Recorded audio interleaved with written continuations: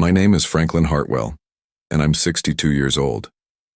3 months ago, my entire existence shifted when I discovered I had won $73 million in the Powerball lottery.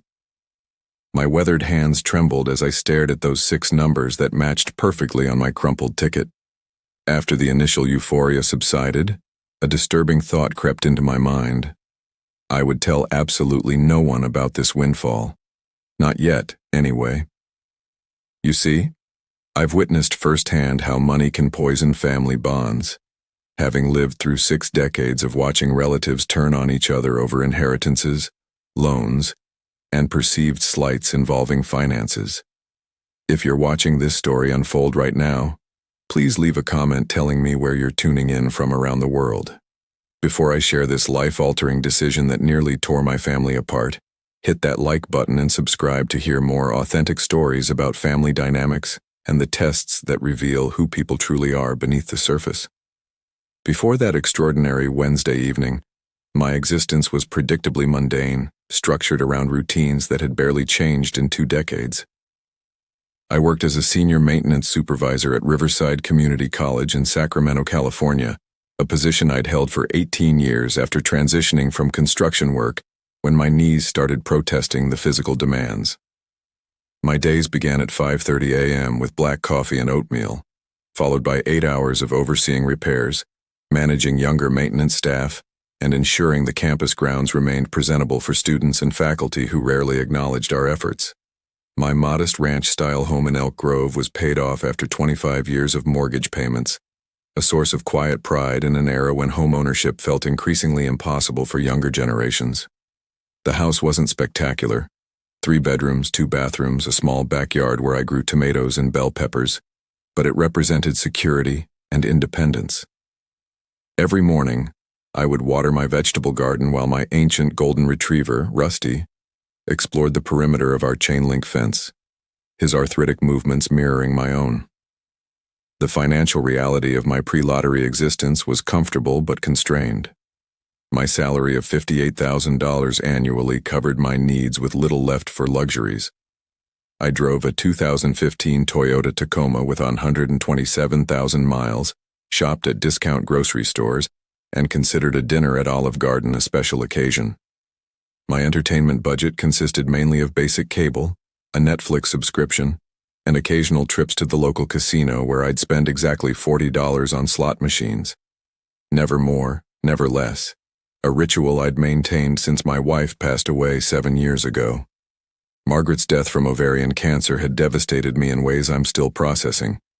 We'd been married 31 years, high school sweethearts who built a life together through economic recessions, career changes, and the challenges of raising 3 children. She was the family's emotional center, the one who remembered birthdays, organized holiday gatherings, and somehow maintained relationships with extended family members who drove me to distraction. After her funeral, those connections began to fray as I struggled to fill the role she'd made look effortless. My family situation had grown increasingly complicated in the years following Margaret's passing. My eldest daughter, Rebecca, is 34 and works as a physical therapist in Portland, Oregon. She's always been the responsible one, the child who exceeded expectations academically and professionally. Rebecca married her college boyfriend, David, a software engineer, and they have 2 young sons, ages 7 and 9. Despite her success, she carries the burden of being the family mediator, constantly trying to bridge the growing gaps between her siblings and maintain some semblance of unity in our fractured clan. My middle child, Nicole, just turned 31, and has struggled to find her footing since graduating from UC Davis with a degree in communications. She works in social media marketing for various small businesses in the Bay Area, a career that seems to involve constant stress about client demands and irregular income. Nicole has never been married, though she's had several long-term relationships that ended badly, leaving her increasingly cynical about commitment and family stability. She lives in an expensive studio apartment in Oakland, constantly battling rising rents and the financial pressures of Bay Area living. Then there's my youngest, Christopher, 28, who has never quite figured out what he wants to do with his life. He attended community college sporadically, worked various retail and restaurant jobs, and currently lives in a shared house in San Diego, with 3 roommates, claiming he's pursuing opportunities in the music industry. Christopher has been borrowing money from family members for years, always with elaborate explanations about upcoming opportunities that never seem to materialize. His charm and optimism make it difficult to stay angry with him, but his financial irresponsibility has become a source of constant tension. Extended family added additional layers of complexity to our dynamics. My older brother, Vincent, retired early from his job as an electrician and moved to Arizona with his wife, Patricia. They live comfortably on his pension and their savings, frequently posting photos of golf courses and desert sunsets on Facebook, while making subtle comments about family members who haven't figured out their priorities yet. Vincent has always been competitive with me, constantly comparing our achievements and financial situations in ways that feel petty, but persistent. My younger sister Janet teaches high school English in Fresno and has dedicated her life to education and her students. She never married, claiming she never found someone who could match her passion for literature and learning. Janet lives modestly but contentedly in a small house filled with books, plants, and cats. She's the family member I'm closest to, someone who shares my skepticism about money's influence on relationships, and who has always been generous with her time and emotional support, even when she couldn't offer financial assistance. Margaret's family has remained involved in our lives, though those relationships have become strained since her passing. Her brother, Samuel, is a successful real estate developer who has always made me feel inadequate with his expensive cars, large house, and frequent references to his latest investment opportunities. Samuel's wife, Brenda, inherited money from her family and has never worked, spending her time organizing charity events and making subtle comments about people who haven't maximized their potential. They have one daughter, my niece Angelica, who's 25 and works in fashion marketing in Los Angeles, living a lifestyle that seems impossibly glamorous compared to the rest of the family's more modest circumstances. Money had been a recurring source of tension in our family long before my lottery win created new complications. Over the past 5 years, I had become the unofficial family bank, repeatedly asked to provide loans and assistance that were rarely repaid according to the original agreements. The pattern was always similar. A family member would face a crisis, explain their desperate circumstances with genuine emotion, promise to repay the money quickly, and then gradually stop mentioning the debt until it became an uncomfortable elephant in the room. Christopher had been the most frequent borrower, approaching me with increasingly elaborate explanations for his financial emergencies. 2 years ago, he needed $3,500 to cover rent and car repairs after losing a restaurant job, swearing he had a better position lined up that would allow him to repay me within 2 months. 6 months later, when I gently asked about the money, he became defensive, claiming I was putting unnecessary pressure on him during an already stressful time. The debt remained unacknowledged, and I eventually stopped mentioning it to preserve our relationship. Nicole had requested $2,800 the previous year to cover moving expenses and security deposits for her Oakland apartment, explaining that her freelance income had been delayed due to client payment issues. She made one payment of $200 3 months later, then stopped discussing the remaining balance. When I brought it up during a holiday dinner, she became emotional, accusing me of treating her like a child and making her feel ashamed of her financial struggles.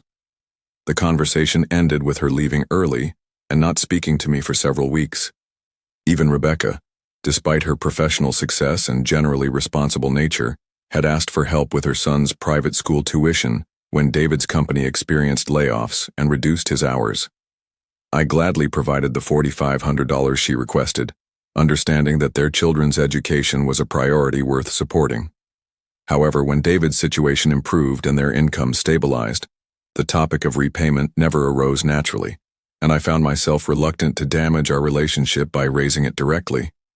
The most painful financial disappointment had involved my brother Vincent, who asked to borrow $8,000 to help with his daughter's wedding expenses after claiming his retirement savings were temporarily tied up in a complicated investment. I emptied my emergency fund to help him, believing family obligations took precedence over my personal financial security. Months later, I discovered through Janet that Vincent had actually spent the money on a luxury RV, lying about the wedding expenses entirely. When I confronted him, he became angry, accusing me of being jealous of his retirement lifestyle and claiming I should be happy to help family succeed instead of keeping track of petty debts. These experiences had left me feeling used and foolish, constantly questioning whether family members approached me with genuine affection or simply viewed me as a source of financial assistance. Margaret had always been better at navigating these situations, somehow maintaining loving relationships while setting appropriate boundaries. Without her guidance, I found myself either giving too much and feeling resentful or refusing to help and feeling guilty about my selfishness. The day I purchased the winning ticket was actually the 7th anniversary of Margaret's death, a date that always left me feeling melancholy and nostalgic. I had taken the afternoon off from work to visit her grave, bringing fresh flowers and spending an hour talking to her headstone about our children, my work, and my growing sense of loneliness in the house we'd shared for so many years. These conversations had become a monthly ritual, a way to process my emotions and maintain some connection to the woman who had been my closest friend and confidant. On my way home from the cemetery, I stopped at Murphy's Gas Go, a convenience store I'd been frequenting for over a decade. Jerry Murphy, the owner, had known Margaret and always asked about the family when I came in for my weekly lottery tickets. Purchasing lottery tickets had been a shared habit Margaret and I developed during our marriage. Every week we'd choose $5 worth of tickets together, treating it as a small investment in hope rather than a serious expectation of winning. "Afternoon, Frank," Jerry called out as I entered the store. "How are you holding up today?" He knew the significance of the date without me having to explain. "Getting through it," I replied, approaching the lottery machine. "Let me get my usual $5 in Powerball, plus maybe 5 more for Margaret." Jerry nodded understandingly. "She always did like those scratch-offs too. Want me to throw in a couple of those?" I agreed, spending a total of $15 on various tickets, more than my usual amount. But the anniversary seemed to warrant a small indulgence. Instead of my typical quick pick selection, I decided to choose my own numbers for the Powerball tickets, selecting digits that held personal significance. Margaret's birthday, March 12th, so 3 and 12. Our wedding anniversary, June 27th, so 6 and 27.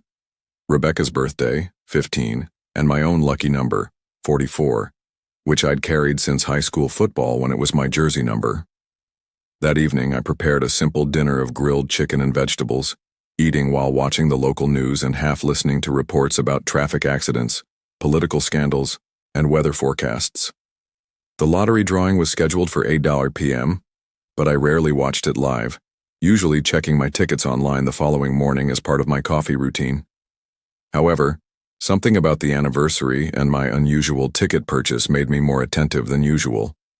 At 8:05 p.m., I pulled up the California Lottery website on my laptop and watched the drawing results appear: 3, 12, 15, 27, 44, and Powerball 18. I stared at the screen for several seconds, certain I was misreading the numbers. I retrieved my tickets from the kitchen counter and compared them to the website, my heart rate increasing with each matching digit. "No way," I whispered to Rusty, who was lying beside my chair. "This can't be right." I checked and rechecked the numbers, called the lottery hotline to confirm the drawing results, and even drove back to Murphy's Gas Go to have Jerry verify my ticket with his machine.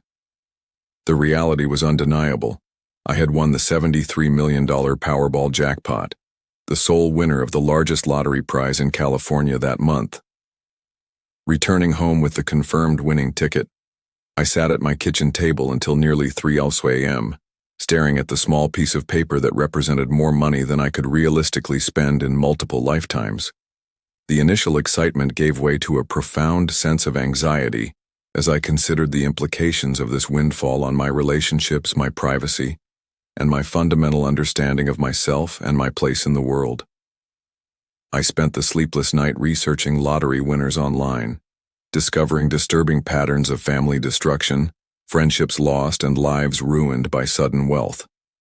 Article after article detailed winners who had been bankrupt within 5 years, estranged from their children, or overwhelmed by the constant pressure of managing everyone's expectations and requests. One particularly haunting story involved a construction worker from Ohio whose $31 million win led to his divorce, his children's drug problems, and his eventual suicide, unable to cope with the guilt and isolation that accompanied his fortune. Another story that resonated deeply involved a retired teacher from Michigan who won $42 million and immediately shared her plans with extended family. Within weeks, she was receiving hundreds of requests for assistance, investment opportunities, and loan requests from relatives she hadn't spoken to in years. Her own children began fighting over their anticipated inheritances, treating her more like a resource to be managed than a person to be loved. She eventually moved across the country, changed her phone number, and cut contact with most of her family to escape the constant pressure and manipulation. These cautionary tales convinced me that revealing my win immediately would fundamentally alter every relationship in my life, making it impossible to distinguish genuine affection from calculated interest in my newfound wealth. I decided to claim the winnings through a trust, maintaining my anonymity while I figured out how to handle this life-changing situation responsibly. The next morning, I called in sick to work for the first time in 2 years and made an appointment with Harold Chen, an attorney specializing in financial planning and estate law whom I'd found through extensive online research. His office was located in a downtown Sacramento high-rise, and as I sat in the marble-floored waiting room clutching my winning ticket, I felt completely out of my element among the expensive artwork and perfectly dressed professionals. "Mr. Hartwell," Harold greeted me warmly, extending his hand. He was in his 40s, with graying temples and the confident demeanor of someone accustomed to handling significant financial matters. "What brings you to see me today?" I placed the lottery ticket on his polished desk, my hands slightly trembling. "I need to know how to claim this without anyone finding out it was me, at least not right away." Harold examined the ticket carefully, his professional composure slipping slightly as he realized its significance. "Congratulations, Mr. Hartwell. This is indeed life-changing. You've made a wise decision coming here before claiming your prize." Over the next 3 hours, Harold explained the process of establishing an anonymous trust to claim lottery winnings, the tax implications of such a large prize, and the importance of assembling a team of financial advisors to help manage the money responsibly. He emphasized that the biggest mistakes winners made were telling too many people too quickly and failing to establish proper legal protections before claiming their prize. "Once word gets out about your win," Harold explained, "there's no going back. You'll be dealing with requests for money, investment pitches, and people approaching you with various schemes for the rest of your life. Taking time to establish proper structures and boundaries is essential for your long-term financial and emotional well-being." I nodded, grateful that my instincts about secrecy had been correct. We agreed to move forward with establishing a trust, claiming the winnings, and creating a comprehensive financial plan that would ensure the money lasted for multiple generations while providing me with the flexibility to use it according to my values and priorities. Over the following weeks, as Harold and his team worked to establish the trust and claim my winnings, I found myself obsessing over questions about my family relationships that I had been avoiding since Margaret's death. Would my children love me as much if I wasn't financially useful? Did my siblings view me as a person worthy of respect, or simply as someone who could be relied upon for emergency loans? Were the expressions of concern and affection I received genuine, or calculated performances designed to maintain access to my resources? These questions became more pressing as I watched my family's behavior with new awareness. Christopher called twice during this period, both times eventually working the conversation around to his financial difficulties and his hopes that I might be able to help with rent money. Nicole mentioned during a family video call that she was stressed about her car needing expensive repairs, speaking directly to me as if I was expected to offer assistance. Even Rebecca, during our regular Sunday phone conversations, made subtle references to the costs of her son's activities and David's ongoing concerns about job security. Margaret had always been better at maintaining boundaries while preserving relationships, somehow managing to be generous without becoming a target for constant requests. I realized I had never developed those skills, instead defaulting to either giving what was requested or feeling guilty about refusing. The lottery win presented an opportunity to understand my family dynamics more clearly but only if I could observe their behavior without the complicating factor of known wealth. Gradually, a plan began forming in my mind. What if I could test my family's willingness to help me during a crisis, observing their responses when I needed assistance rather than when they needed mine? This would reveal their true feelings about our relationships without the distorting influence of my sudden wealth, allowing me to make informed decisions about who deserved to share in my good fortune. The plan that crystallized was both simple and emotionally risky. I would create a scenario where I needed significant financial help, approaching each family member with the same story and the same request. Their responses would show me who genuinely cared about my welfare versus who saw me primarily as a financial resource. Only after understanding their true character would I decide who to include in my new life as a lottery winner. I spent several evenings crafting a believable story that would elicit sympathy without seeming manipulative or desperate. I decided to tell everyone that I had been diagnosed with early-stage prostate cancer, requiring immediate surgery and ongoing treatment that would force me to take extended unpaid leave from work.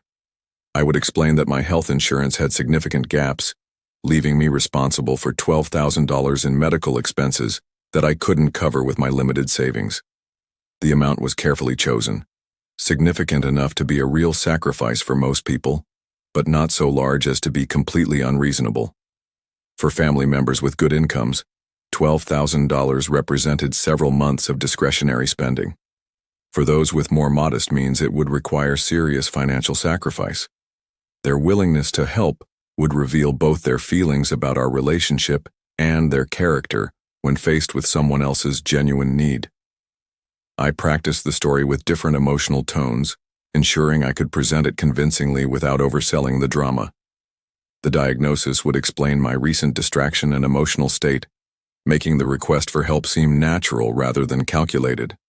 I prepared for follow-up questions about doctors, treatment facilities, and insurance coverage, creating a consistent narrative that would hold up under scrutiny. I decided to start with Rebecca, partly because she lived farthest away and partly because I expected the most positive response from her. As the most professionally successful of my children, and the one who had maintained the strongest relationship with me since Margaret's death, Rebecca seemed like the safest person to approach first. Her response would either validate my faith in at least one family member or prepare me for the disappointing responses I might receive from others. I called her on a Thursday evening, knowing she would be home from work but not yet involved in her son's bedtime routines. She answered on the second ring, her voice warm and welcoming as always. "Hi, Dad. Perfect timing. I was just thinking about you today. How are things going?" I took a deep breath, allowing my voice to carry the weight of concern and vulnerability. "Actually, Rebecca, that's why I'm calling. I've been putting off telling you about this, but I can't handle it alone anymore."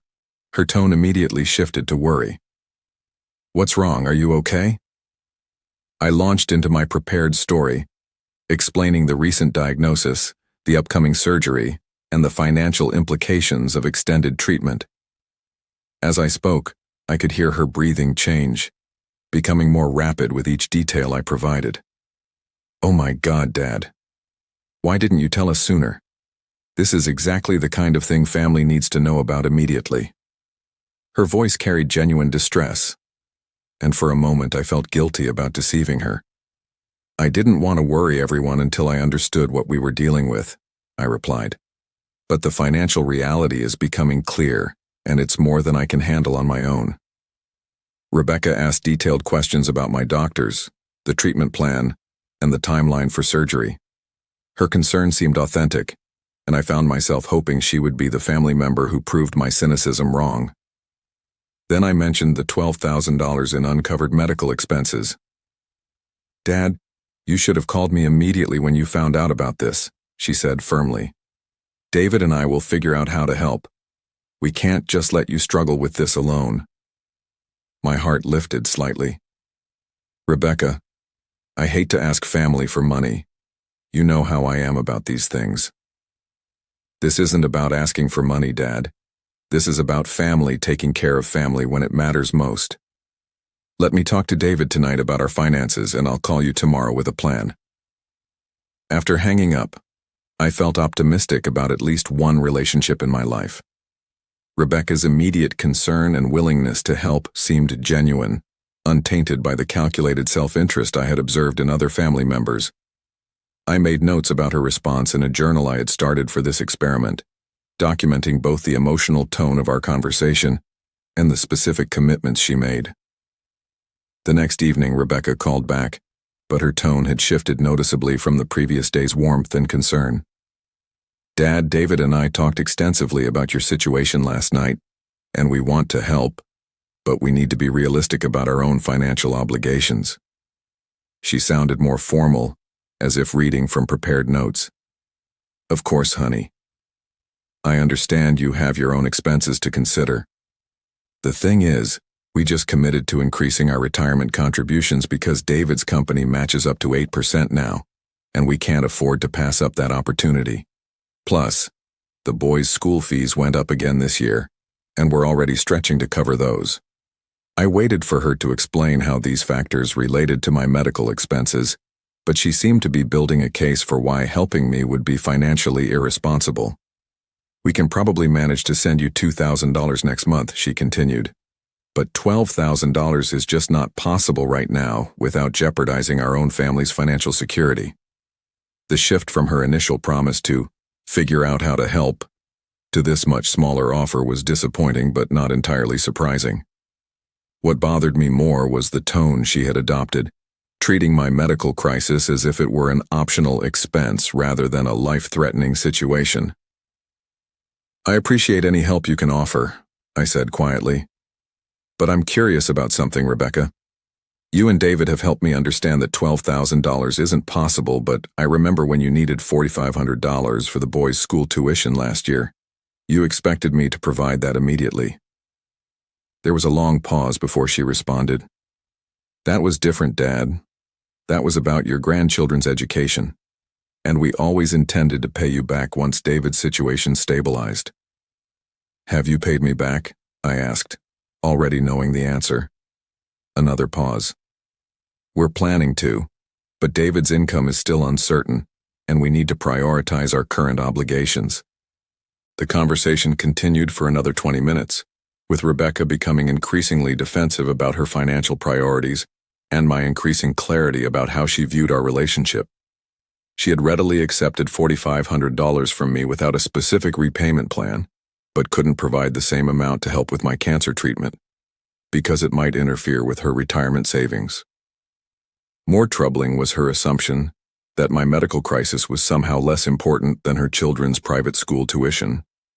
While I understood the desire to provide educational opportunities for the boys, the contrast between her expectations of my generosity and her willingness to reciprocate was stark and painful. After hanging up, I sat in my quiet house processing the disappointment and anger I felt toward my eldest daughter. Rebecca had always been the child I was most proud of, the one who seemed to have inherited Margaret's emotional intelligence and my work ethic. Discovering that she was ultimately as self-interested as the rest of the family was perhaps more crushing than anything else I learned during this experiment. My conversation with Nicole 2 days later followed a depressingly similar pattern, though with less pretense about family obligations and more focus on her own ongoing struggles. I called her on Saturday morning, knowing she would be free to talk without work distractions. "Dad, what's up? You sound weird," she said immediately, demonstrating the emotional perceptiveness that made her such an effective social media marketer. I repeated my story about the cancer diagnosis and the financial implications, watching her response carefully for signs of genuine concern versus performative sympathy. "Oh shit, Dad, that's horrible," she said, her language more casual than Rebecca's but her distress seemingly authentic. "Cancer is so scary. Are you going to be okay?" We talked for about 15 minutes about the medical aspects of my situation, with Nicole asking questions that suggested she was genuinely worried about my health and prognosis. Unlike Rebecca, she didn't immediately jump to practical concerns about treatment options or timelines, instead focusing on how I was handling the emotional impact of the diagnosis. "This must be especially hard without Mom," she said softly. She would have been all over the doctors making sure you were getting the best possible care. This observation touched me deeply, as it showed Nicole understood the broader context of my situation and recognized how Margaret's absence made everything more difficult. For a moment I felt hopeful that Nicole might surprise me with an offer of genuine support. Then I mentioned the $12,000 in medical expenses. $12,000? Nicole's voice rose in pitch. Dad, where are you supposed to get that kind of money? That's exactly the problem, I replied. I was hoping maybe family could help me figure out a solution. The silence stretched for nearly 30 seconds before Nicole responded. Dad, you know I'm barely staying afloat here. My rent is $2,400 a month for a studio apartment, and that doesn't include any of my other expenses. I'm probably going to have to move back to Sacramento if I can't find some higher-paying clients soon. She spent the next 10 minutes detailing her financial struggles, the challenges of freelance work in the Bay Area, and her frustration with clients who expected high-quality work but weren't willing to pay appropriate rates. All of this information was interesting, but completely unrelated to my request for help with medical expenses. I get that you're dealing with your own financial stress, I said when she finally paused. But I'm talking about cancer treatment, Nicole. This isn't optional spending. I know, Dad, and I feel terrible that I can't help more. Maybe I could send you like $500, but even that would mean eating ramen noodles for the rest of the month. The offer of $500 from someone who spent more than that on monthly entertainment and dining out felt almost insulting. But what bothered me more was her immediate pivot to describing her own problems rather than focusing on solutions for mine. Nicole had approached me for financial help multiple times over the past few years, always with dramatic explanations of how her circumstances were beyond her control and how a loan from me would solve everything. Yet when faced with my genuine medical crisis, her first instinct was to explain why helping me would be inconvenient for her lifestyle. Nicole, do you remember when you needed $2,800 for your apartment deposits last year? Yeah, that was a lifesaver, Dad. I don't know what I would have done without that. Did you ever pay any of that back? Another long pause. I've been meaning to talk to you about that. Things have been so tight, and I thought you understood that I was still struggling to get established here. So you've kept the $2,800 I lent you, but you can only offer $500 to help with my cancer treatment? Nicole's tone shifted to defensive irritation. Dad, that's not fair. You know my situation, and it's not like you're going to die from this or anything. You said it was early stage. Her casual dismissal of my medical situation as somehow less urgent than her apartment deposits crystallized everything wrong with our relationship dynamic. Nicole had always been comfortable taking from me while offering little in return, but I had attributed this to her youth and financial instability. Now I realized it was simply her fundamental approach to family relationships. Others existed to support her needs, but she felt no reciprocal obligation when others needed help. The conversation ended with Nicole promising to try to scrape together the $500 she had offered, though she warned it might take a few weeks to manage. I thanked her and hung up, making notes about her response and trying to process the disappointment I felt about both of my daughter's reactions to my supposed medical crisis. Christopher's response was perhaps the most predictable and the most painful. As the family member who had borrowed the most money over the years and repaid the least, I had low expectations for his willingness to help me. However, I hadn't anticipated how completely he would disappear when faced with my request. I sent him a text message on Sunday evening, asking him to call me when he had a chance to talk privately about something important. Christopher typically responded to my messages within a few hours, usually with phone calls that lasted 30 to 40 minutes as he updated me on his various projects and social activities. This time I received a brief response 6 hours later. Hey Dad, super busy with some music stuff this week. Can we catch up next weekend? I replied that I was dealing with a medical issue that couldn't wait until next weekend, asking again for him to call me when he had a few minutes. This message received no response for 2 days. On Wednesday I called him directly, reaching his voicemail after several rings. I left a message explaining that I had received a cancer diagnosis and needed to discuss the situation with him as soon as possible. I emphasized that this wasn't something that could wait and asked him to call me back that day. Christopher didn't return my call. On Friday, I sent another text message. "Christopher, I've been diagnosed with prostate cancer and need surgery. Please call me back so we can talk about this." His response came 8 hours later. "OMG, Dad, that sucks. Really swamped with this recording project, but we'll call you soon." The casual tone of his response and the continued delay in actually speaking with me revealed everything I needed to know about Christopher's priorities. When he needed help, family obligations took precedence over everything else in his life. When family members needed his help, he suddenly became too busy with projects that had never prevented him from calling me for money in the past.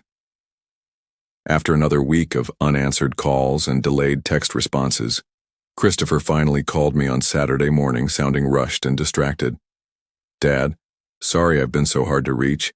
This recording opportunity is huge, and we're working around the clock to get everything finished.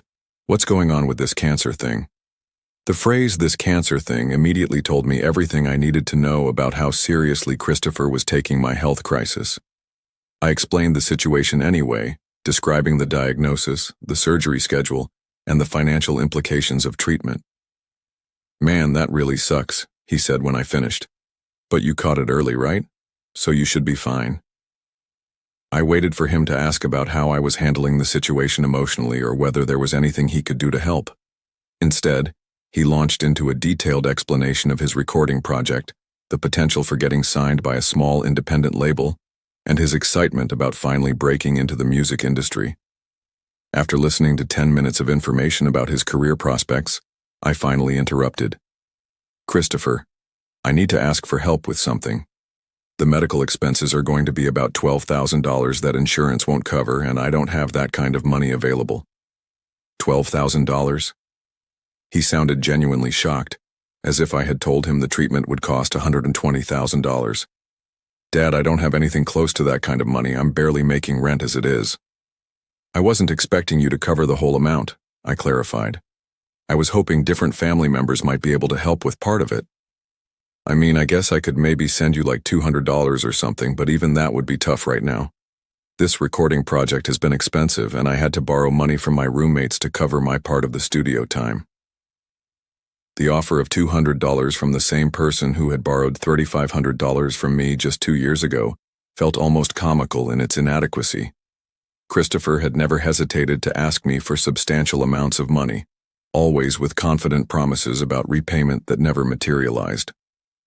Yet when faced with my medical crisis, he could offer less than the cost of a nice dinner. More troubling than the small amount was his continued focus on his own projects and expenses. Even while discussing my cancer treatment, Christopher seemed unable to shift his attention away from his recording opportunities and his financial investment in his music career. The contrast between his self-absorption and his expectations of my generosity was stark and painful. "Christopher, do you remember the $3,500 I lent you for rent and car repairs?" "Yeah, and I really appreciate that, Dad. I know I haven't been able to pay it back yet, but once this music thing takes off, I'll definitely get you that money." "So you're keeping the $3,500 I gave you, but you can only offer $200 to help with my cancer treatment?" His tone shifted to defensiveness mixed with irritation. "Dad, that's totally different. I needed that money to get my life together, and now I'm finally making progress. You can't expect me to stop everything and give up my dreams just because you have some medical bills." The phrase "some medical bills" in reference to my cancer treatment crystallized Christopher's fundamental selfishness and emotional immaturity. At 28 years old, he still viewed the world primarily through the lens of his own needs and desires, with family obligations being secondary considerations that shouldn't interfere with his personal goals. Our conversation ended with Christopher promising to try to put together the $200 he had offered, though he warned it might take several weeks depending on how his recording project progressed. I thanked him and hung up, noting in my journal that he had spent more time talking about his music career than asking about my health or treatment options. My brother Vincent's response was perhaps the most infuriating, given our history and his current financial situation. I called him on a Tuesday evening, knowing he and Patricia would be relaxing at their comfortable Arizona home, probably enjoying their retirement routine of evening cocktails on the patio while planning their next golf outing or casino trip.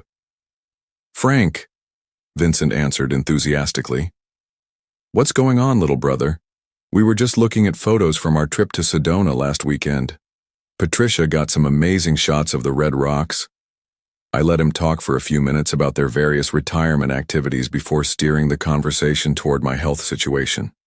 Vincent's tone shifted appropriately when I mentioned the cancer diagnosis, expressing concern and asking questions about my prognosis and treatment options.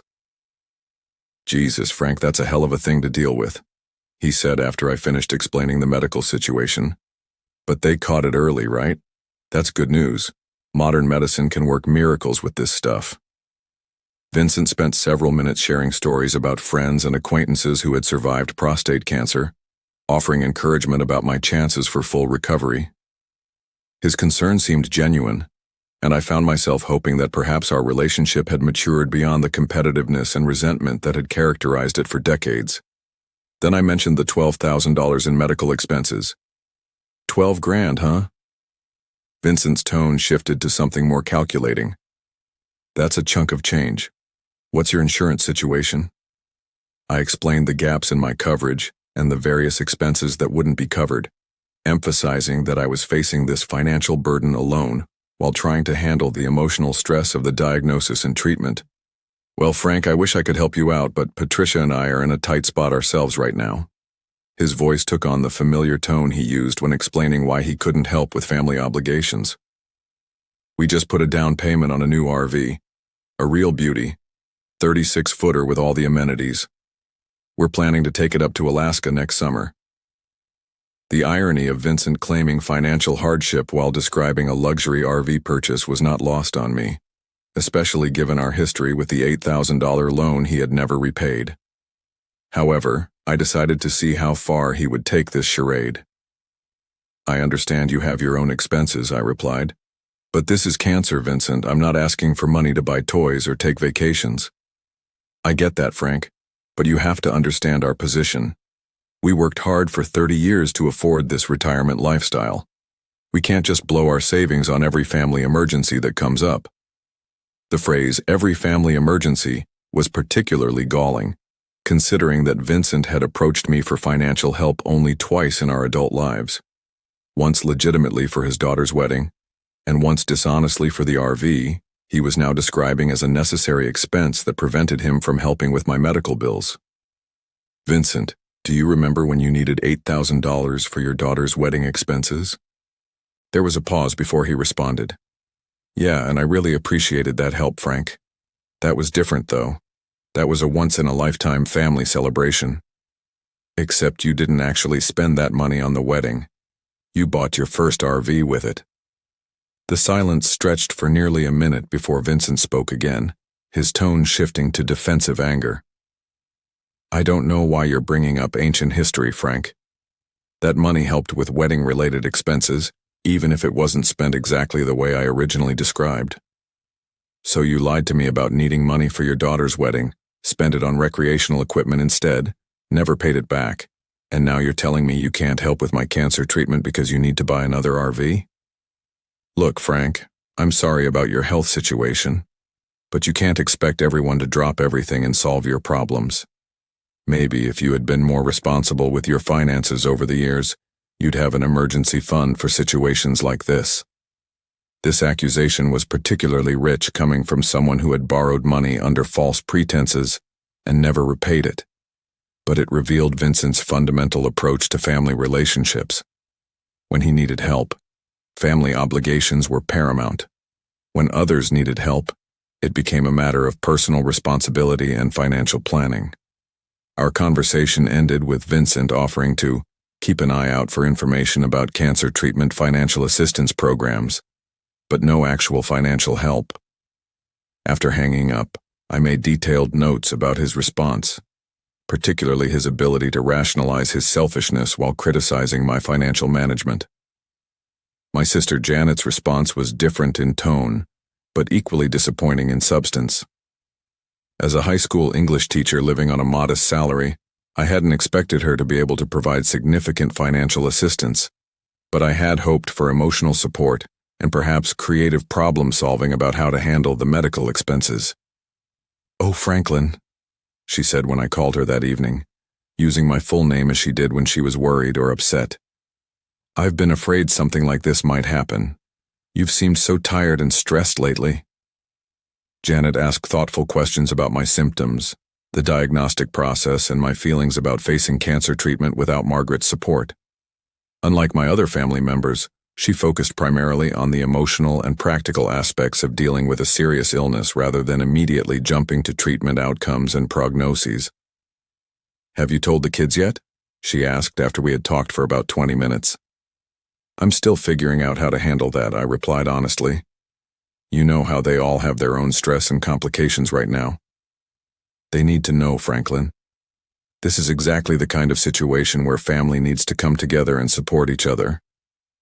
Her words gave me hope that Janet might offer to help coordinate family support, or at least provide some leadership in bringing everyone together during this crisis. However, when I mentioned the $12,000 in medical expenses, her response was immediate and definitive. "Franklin, you know I would help if I could, but $12,000 might as well be $120,000 on my salary. I'm barely making ends meet as it is, especially with the cost of everything going up so much lately." I assured her that I understood her financial limitations and wasn't expecting her to cover the entire amount. I was hoping maybe different family members could help with part of it, or maybe you'd have ideas about other resources I could explore. "Well, Vincent and Patricia are doing well financially. Have you talked to them?" "Vincent says they can't help because they just bought a new RV." Janet was quiet for a moment. "A new RV? They just bought one 2 years ago with—" "Oh." She trailed off, clearly remembering the circumstances of Vincent's previous loan request. "Yeah, that RV," I confirmed. "What about the kids? Rebecca and David both have good jobs. Surely they could help their father with medical expenses."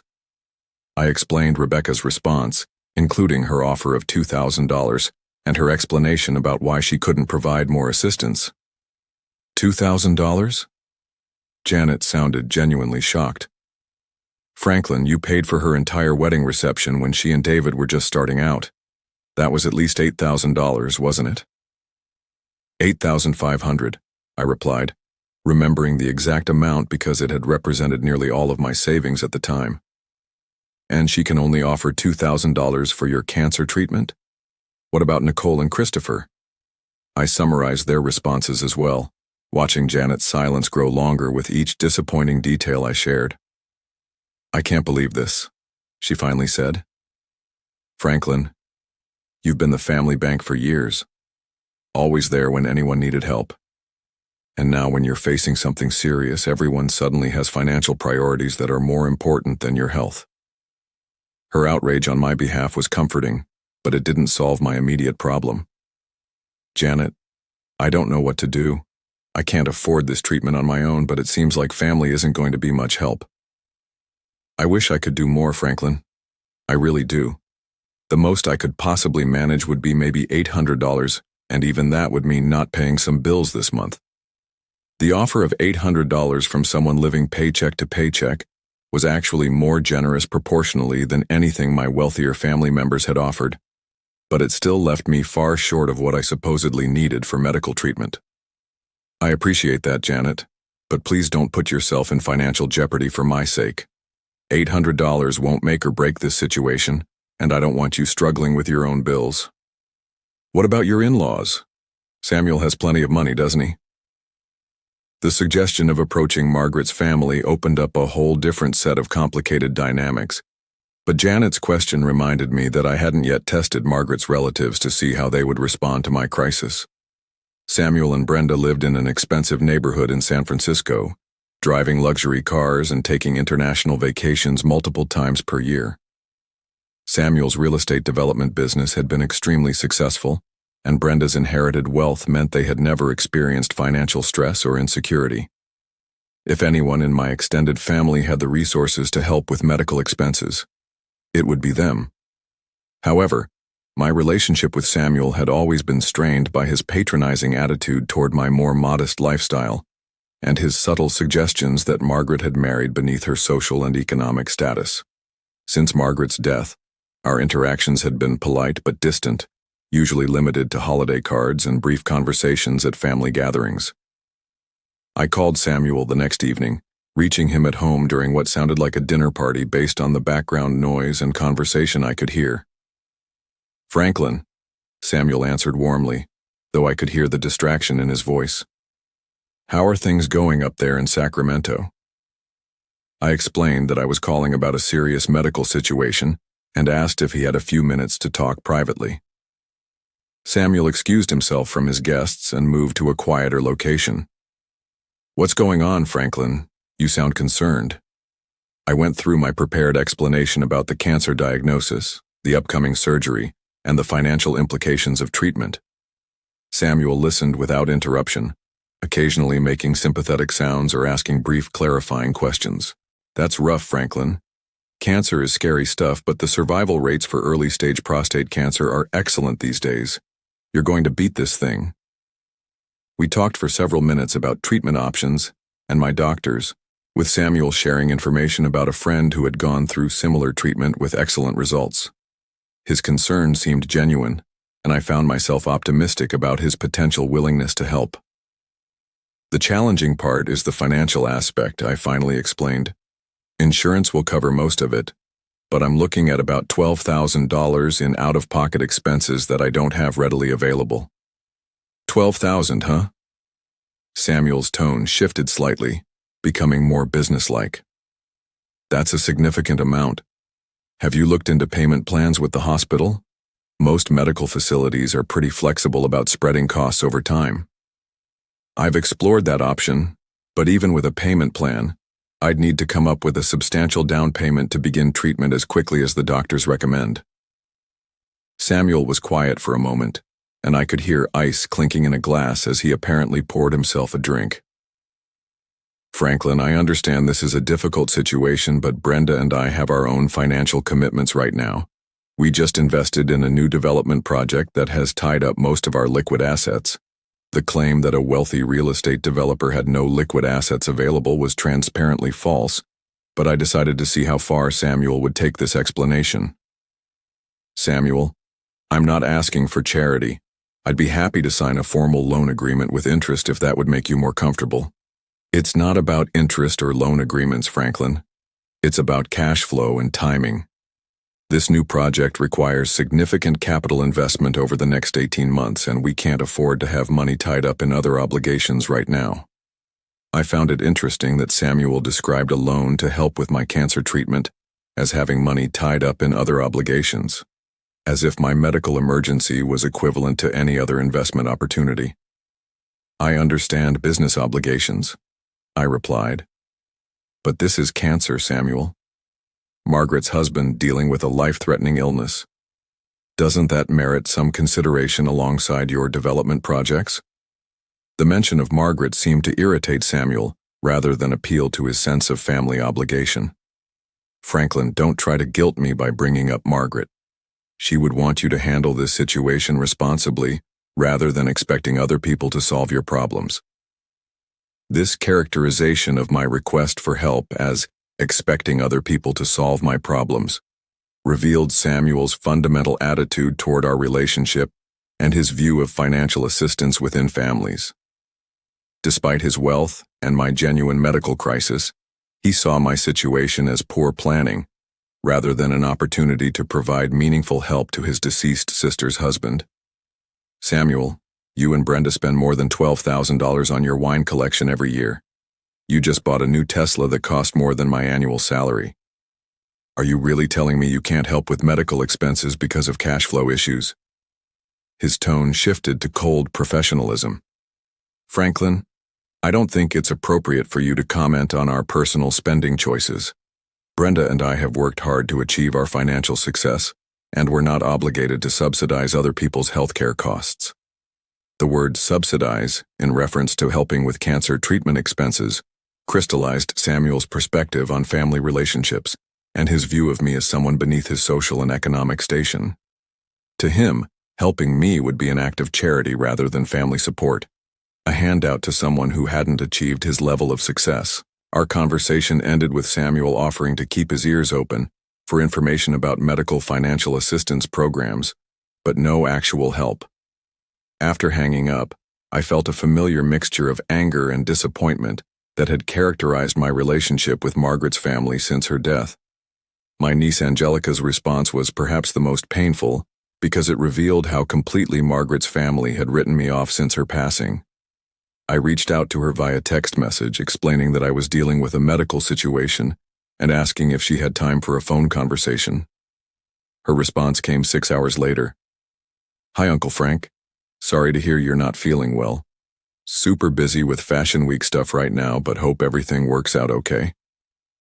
The casual dismissal of my medical crisis as not feeling well and the complete lack of interest in learning more about my situation told me everything I needed to know about how Angelica viewed our relationship. Since Margaret's death, I had made efforts to maintain connection with her niece, sending birthday gifts and holiday cards, always remembering to ask about her career and personal life during family gatherings. Yet when I reached out during a genuine crisis, she couldn't even be bothered to call me back or express basic concern about my health. I sent a follow-up message explaining that I was dealing with cancer and would appreciate a brief phone conversation. This message received no response at all, confirming that Margaret's family no longer considered me a relevant part of their lives. After 2 weeks of testing my family's willingness to help during my supposed medical crisis, I had received offers totaling $3,500 from people whose combined wealth exceeded several $1,000,000. The contrast between their resources and their generosity was stark and depressing, confirming my worst fears about how money had corrupted our family relationships. Then my phone rang with a call that would restore some of my faith in human kindness and family bonds. "Mr. Hartwell, this is Elena Vasquez. I work with your daughter Rebecca." I was confused by the call from a stranger, particularly one who knew my family connections. "I'm sorry, but I don't think we've met. How can I help you?" "Actually, I'm calling because I think I might be able to help you, sir. Rebecca mentioned that you're dealing with some serious medical expenses related to cancer treatment, and I wanted to reach out about a resource that might be helpful." I was surprised that Rebecca had discussed my situation with colleagues, but I was interested to hear what information Elena might have about financial assistance programs.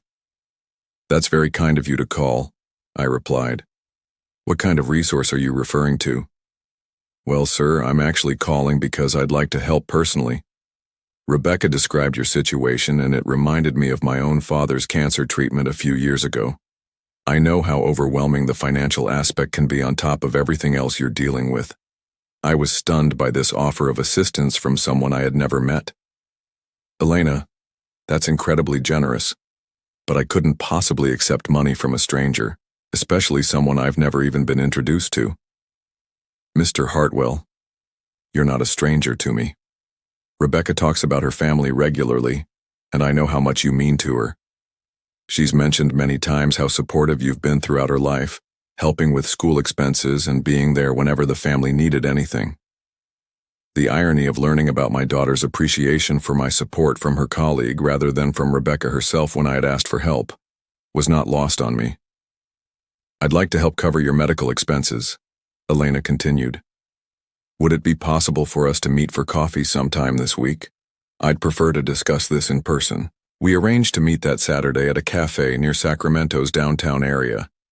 Elena turned out to be a woman in her 40s with kind eyes and a warm smile, someone who immediately put me at ease despite the unusual circumstances of our meeting. "Thank you for agreeing to meet with me, Mr. Hartwell," she said as we settled into a quiet corner booth. "I know this must seem strange, getting a call from someone you've never met. Please, call me Frank. And yes, it's unusual, but I appreciate your concern." Elena explained that she had worked as a physical therapist alongside Rebecca for 3 years, and that they had become close friends through their shared experiences treating patients and dealing with healthcare system challenges. She had heard stories about our family, including my history of supporting Rebecca through college and helping with various expenses over the years. "When Rebecca mentioned your cancer diagnosis and the financial burden you were facing, it really affected me, Elena said. My father went through prostate cancer treatment 5 years ago, and I remember how overwhelming the costs were, even with insurance. She reached into her purse and pulled out an envelope, sliding it across the table toward me. This is $8,000. It's not the full amount you need, but it should help significantly with your treatment costs. I stared at the envelope, unable to process what was happening. Elena, I can't accept this. This is an enormous amount of money from someone who doesn't even know me. Mr. Hartwell, Frank, I want you to understand something. This isn't charity or pity. This is one family member helping another family member during a crisis. But we're not family members, I protested. Elena smiled gently.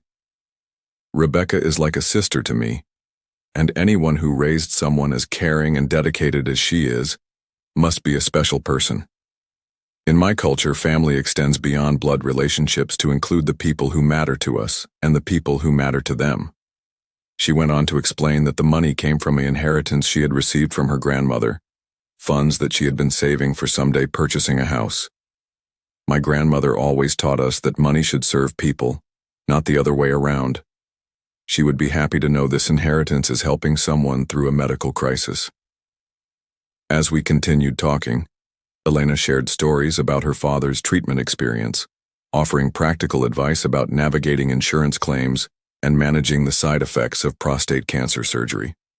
Her knowledge and compassion were extraordinary, and I found myself moved nearly to tears by her generosity. Elena, why are you doing this? You don't owe me anything, and $8,000 represents a significant sacrifice for anyone. Frank, my father died 2 years ago from complications related to diabetes, not from the cancer. The prostate cancer treatment was successful, and he lived well for several more years because he was able to get the care he needed when he needed it. She paused, her eyes becoming slightly misty. I couldn't help him with his diabetes complications, but maybe I can help you get through this cancer treatment successfully. I accepted Elena's gift with profound gratitude, knowing that I would find a way to repay her generosity once my lottery winnings became accessible. More importantly, her kindness had restored my faith that genuine compassion and selflessness still existed, even if I hadn't found much of it within my own family. After our meeting, I called Rebecca to thank her for sharing my situation with Elena and to express my amazement at her colleague's generosity. Yeah, Elena is pretty amazing, Rebecca replied. She didn't even hesitate when I mentioned your situation. She just said family helps family and offered to reach out to you directly. Rebecca, it's interesting that Elena was willing to help immediately, while you explained why you could only offer $2,000 because of your other financial priorities. There was a long pause before Rebecca responded. Dad, that's not fair. Elena doesn't have kids to worry about or a mortgage or any of the ongoing expenses that David and I are managing. Elena is using her house down payment money to help with my cancer treatment. You're protecting your retirement contributions. That's different, Dad. Elena can always save up for another house down payment. We can't afford to miss out on David's employer retirement matching. The conversation revealed the fundamental difference between Elena's approach to family crisis and Rebecca's approach. Elena had been willing to delay her personal goals to help with a medical emergency. Rebecca had been unwilling to adjust her financial planning even temporarily to help with her father's cancer treatment. I thanked Rebecca for connecting me with Elena, but didn't continue the conversation about family financial priorities. The contrast between her colleague's generosity and her own limitations had already made the point more effectively than any argument I could present. After completing my experiment, I spent several days reviewing my notes and processing the emotional impact of learning how my family members truly viewed our relationships. The results were both clearer and more disappointing than I had anticipated. Of the 10 people I had approached for help, only one, Elena, who wasn't even a family member, had offered substantial assistance without conditions or excuses. My own children, who had received tens of thousands of dollars in support from me over the years, had collectively offered less than $3,000 to help with my cancer treatment. My siblings, who had borrowed significant amounts that were never repaid, had offered nothing but advice about financial planning and personal responsibility. The experiment had revealed that my family members fell into several categories in their responses to my crisis. The excuse makers. Rebecca and my mother fell into this category, expressing appropriate concern, but immediately listing reasons why they couldn't provide meaningful help.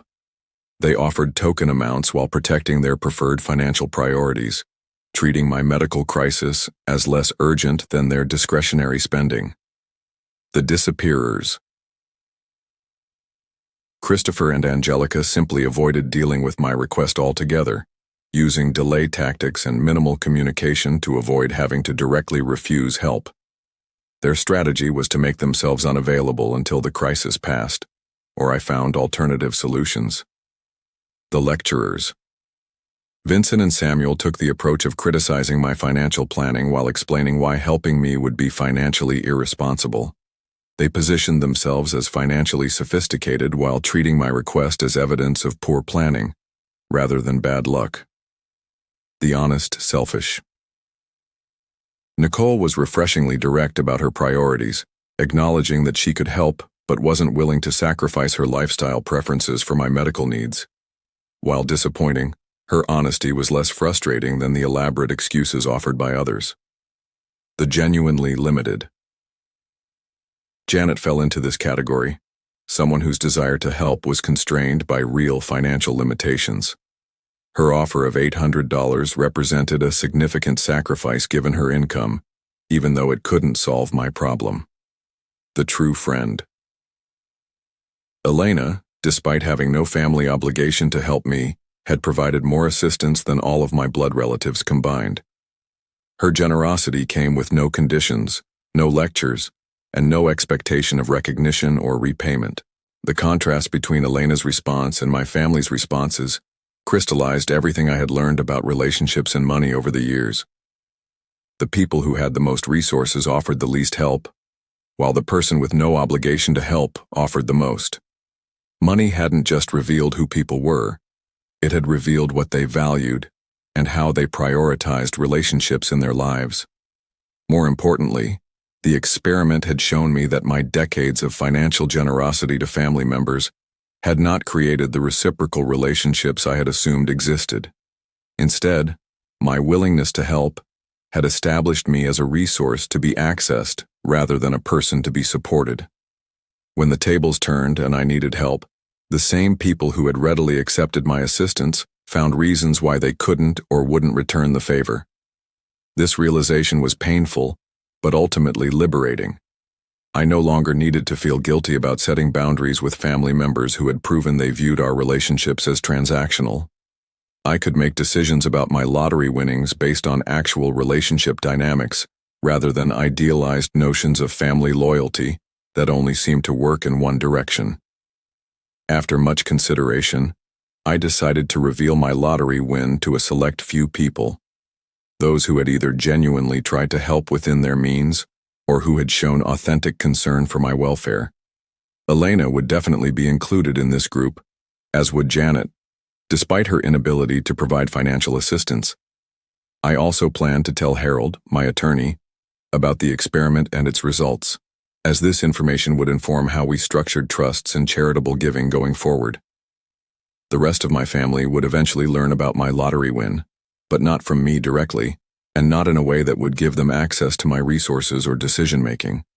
They had revealed their true priorities and character through their responses to my crisis, and I intended to structure my new life accordingly.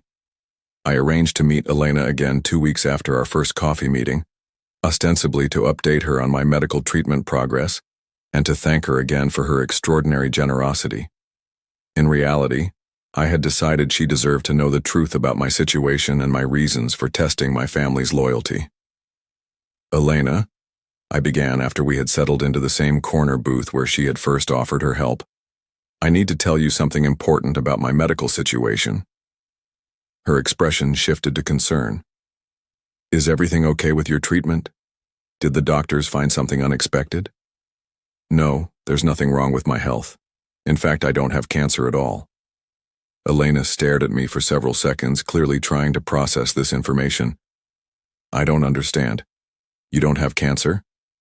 I spent the next hour explaining everything. The lottery win, my decision to keep it secret, the experiment I had designed to test my family's character, and the disappointing results I had discovered. Elena listened without interruption, her expression cycling through confusion, understanding, and finally something approaching admiration. So you created this elaborate test to find out who would genuinely help you during a crisis, she said when I finished. Yes, and you were the only person who offered meaningful help without conditions or excuses. You gave up your house down payment to help someone you had never even met. Elena was quiet for a long moment, absorbing the full implications of what I had told her. Frank, what you did was both brilliant and heartbreaking. Brilliant because you learned the truth about people's character, and heartbreaking because the truth was so disappointing. I feel terrible about deceiving you, I continued. You showed incredible kindness to someone you thought was facing a medical crisis, and I manipulated your compassion for my experiment. Don't apologize for that, Elena said firmly. You didn't manipulate my compassion. You revealed it. The fact that you don't actually have cancer doesn't change the fact that I was willing to help someone I believed was in need. That says something about me that I'm proud of. I pulled out the envelope containing the $8,000 she had given me, placing it on the table between us. Obviously, I need to return this money. You should have it back for your house down payment. Elena looked at the envelope but didn't reach for it. Frank, can I ask you something? What are you planning to do with your lottery winnings? I explained my tentative plans for establishing a charitable foundation, helping elderly people navigate healthcare and financial challenges, and using the money to make a meaningful difference rather than simply accumulating luxury possessions. Then I don't want the money back, Elena said, pushing the envelope toward me. Consider it a donation to your foundation. Use it to help other people facing genuine medical crises who don't have family members willing to support them. Her response left me speechless. Even after learning that I was a multimillionaire who had deceived her about a medical crisis, Elena's first instinct was to continue helping others, rather than demanding the return of her money. Elena, you're remarkable. Do you realize that? She smiled. My grandmother used to say that how we treat people when we think no one is watching reveals who we really are. You conducted an experiment to see who people really were, but you also revealed who you really are, someone who cares more about authentic relationships than about money or status. As we continued talking, Elena shared her thoughts about my family's responses and her own experiences with relationships and money. Her perspective was insightful and compassionate, helping me process my disappointment without becoming bitter or cynical about human nature. The people who disappointed you were probably disappointing you long before this experiment, she observed. You just didn't want to see it clearly because they were family members. She was right. Looking back at decades of family interactions, I could identify patterns of selfishness, manipulation, and conditional love that I had chosen to overlook or excuse because of blood relationships. The lottery experiment hadn't changed who these people were. It had simply illuminated their existing character traits more clearly. What will you tell them about the lottery win? Elena asked. I'm still deciding. Part of me wants them to know that they failed a test that could have changed their lives. But another part of me thinks it's better to simply distance myself from people who have proven they don't share my values. Elena nodded thoughtfully. Either way, you now have the information you need to make decisions about your relationships going forward. That's valuable knowledge, even if it was painful to acquire. As our conversation wound down, I made Elena a formal offer to serve on the board of directors for my planned charitable foundation, explaining that her wisdom and compassion would be invaluable in guiding how we use the lottery winnings to help others. I'd be honored, she replied. And Frank, thank you for trusting me with this story. It takes courage to test relationships the way you did, and even more courage to accept the results and move forward constructively. The following week, I decided to have a similar conversation with my sister Janet.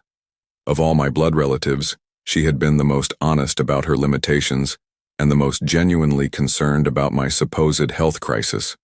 While she hadn't been able to offer substantial financial help, her response had been grounded in authentic love and concern, rather than selfishness or manipulation.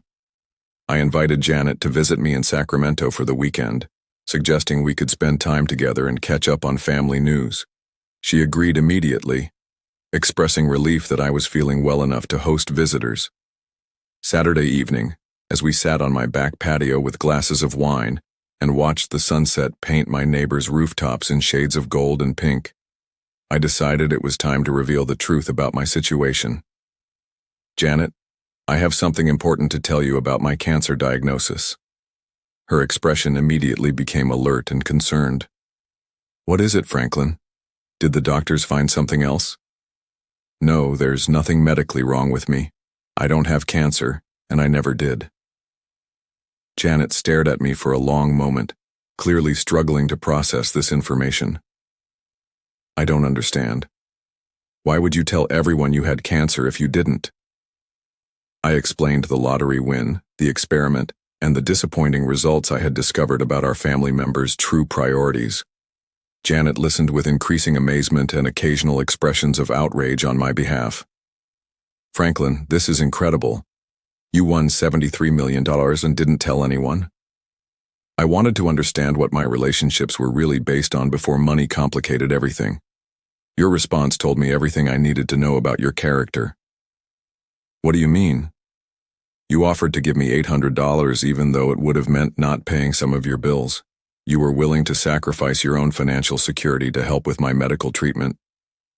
Janet was quiet for several minutes, processing both the revelation about my lottery win and the implications of the experiment I had conducted.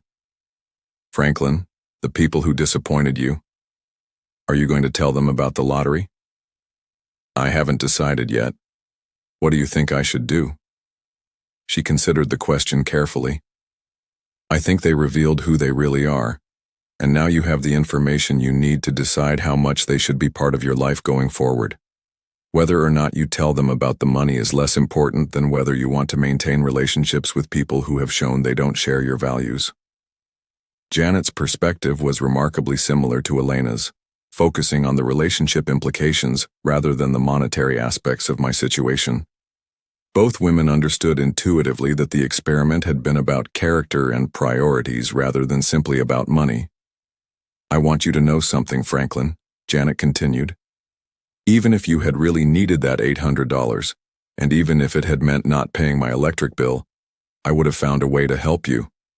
Family takes care of family, especially when it's something as serious as cancer." Her words brought tears to my eyes, representing the kind of unconditional family loyalty I'd hoped to find in other relationships, but had discovered was rare and precious. "Janet, I want to help you with some of the financial pressures you've been dealing with. Your diabetes medication, your car repairs, maybe even help you buy a small house so you're not throwing money away on rent. Franklin, you don't owe me anything. I offered to help because I love you, not because I expected something in return. I know that. That's exactly why I want to help you." We spent the rest of the evening discussing practical ways I could support Janet's life and goals without overwhelming her with sudden wealth or making her feel like a charity case. She was receptive to moderate assistance, help with medical expenses, car repairs, and eventually a down payment on a modest house, but resistant to dramatic lifestyle changes that would make her feel disconnected from her teaching colleagues and community. "I like my life, Franklin," she explained. "I just want it to be a little less financially stressful. I don't want to become a different person just because my brother won the lottery." Her attitude was refreshing, and reminded me why I had always respected Janet's approach to life and relationships. She was content with who she was and what she had built through her own efforts, but wise enough to accept help that would reduce stress without changing her fundamental identity. After weeks of internal debate, I decided to tell my immediate family about the lottery win, but in a way that would make it clear that their responses to my supposed medical crisis had been noted and would influence our relationships going forward. I sent identical text messages to Rebecca, Nicole, and Christopher, asking them to join me for a family dinner at my house the following Sunday evening. I mentioned that I had important news to share about my health and my future plans. All three agreed to attend, though Christopher's response came 2 days later and included an excuse about possibly being late due to a recording session that might run long. The differences in their response times and levels of enthusiasm were already telling. Sunday evening arrived with unseasonably warm October weather, allowing me to set up dinner on my back patio under the string lights Margaret had installed years ago for our anniversary parties. I prepared a meal of grilled salmon, roasted vegetables, and garlic bread, foods that had always been family favorites during our holiday gatherings. Rebecca arrived first, punctual as always, bringing a bottle of wine and asking immediately about my health and treatment progress. Nicole came 15 minutes later, apologizing for traffic delays and commenting on how good I looked for someone supposedly dealing with cancer treatment. Christopher showed up 45 minutes late, explaining that his recording session had indeed run longer than expected, but that he hadn't wanted to miss this important family gathering. As we settled around the patio table with our dinner plates, the conversation initially focused on safe topics, work updates, weather, and general family news. I could sense an underlying tension as everyone waited for me to share whatever health news had prompted this gathering. I asked you all here tonight because I need to tell you something important about my medical situation, I began, watching their faces carefully. But first, I want to talk about what I learned from reaching out to family when I thought I was facing a health crisis. Rebecca shifted uncomfortably in her chair. Dad, we all wanted to help. We explained our financial situations and offered what we could. Yes, you did explain your situations, I agreed. Rebecca, you offered $2,000 because you couldn't jeopardize your retirement savings. Nicole, you offered $500 because anything more would interfere with your lifestyle preferences. Christopher, you offered $200 and then disappeared for weeks when I tried to discuss it further. Nicole set down her fork defensively. Dad, we all have our own financial responsibilities. It's not like we were being selfish. Let me tell you about someone else's response, I continued. Someone I had never met, Rebecca's colleague Elena, offered $8,000 from her house down payment fund to help with my cancer treatment. $8,000 from a stranger who felt that family helps family, even when that family is just a connection through friendship. The silence stretched uncomfortably as my children processed this information and its implications for their own responses. So here's what I learned, I continued. When I thought I needed help, the people with the most resources offered the least assistance, while someone with no obligation to help me offered the most. That taught me something important about relationships and priorities. Christopher finally spoke up. Dad, what are you getting at here? Are you trying to make us feel guilty for not being able to help more? I'm getting at this, Christopher.